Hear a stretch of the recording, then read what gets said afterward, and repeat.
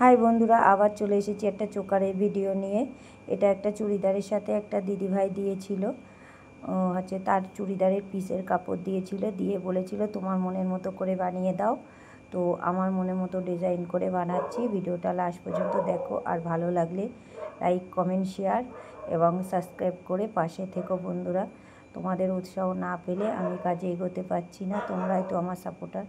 তো তোমরা আমার পাশে থেকো। এই দেখো, কানের জন্য দুটো করেছি আর করেছি। আর কড়িগুলো আমি কেটে নিয়েছি, কড়িগুলো না কেটে বসালে সেট হয় না ভালো, তাই কড়িগুলো কেটে বসিয়ে দিচ্ছি। কানের তার জন্য দুটো ছোট কড়ি ব্যবহার করেছি, আর হারটার জন্য একটা বড় কড়ি, এবং নিচে জাম্পিং দিয়ে ওই ছোট ছোট বল সেট করে দিচ্ছি।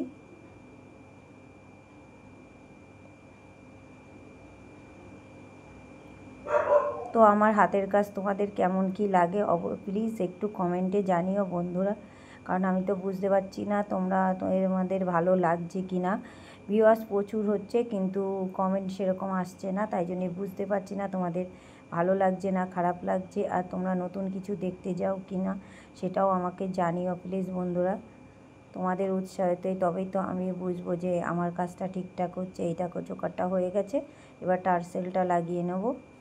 লকেটটা তৈরি, এই যে সাদা ডলি সুতো নিয়েছি, নিয়ে টার্সেল বানিয়ে নিয়েছি। এবার এর মধ্যে কটন বল দিয়ে দিচ্ছি 4টে। সাদা আর অরেঞ্জ কালার ইউজ করছি এখানে।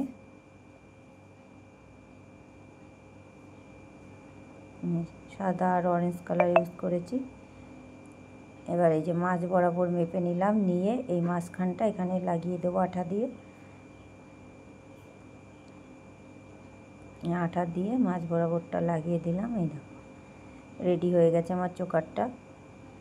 তো কেমন হয়েছে অবশ্যই জানিও কিন্তু বন্ধুরা, আর ওই দিদিভাই পরেও জানাবে ওই দিদিভাই কেমন লেগেছে। আগেও একটা বানিয়ে দিয়েছিলাম, সেইটাও খুব সুন্দর লেগেছিলো দিদিভাইয়ের, ওই জন্যে আবার একটা নতুন বানাতে দিয়েছে।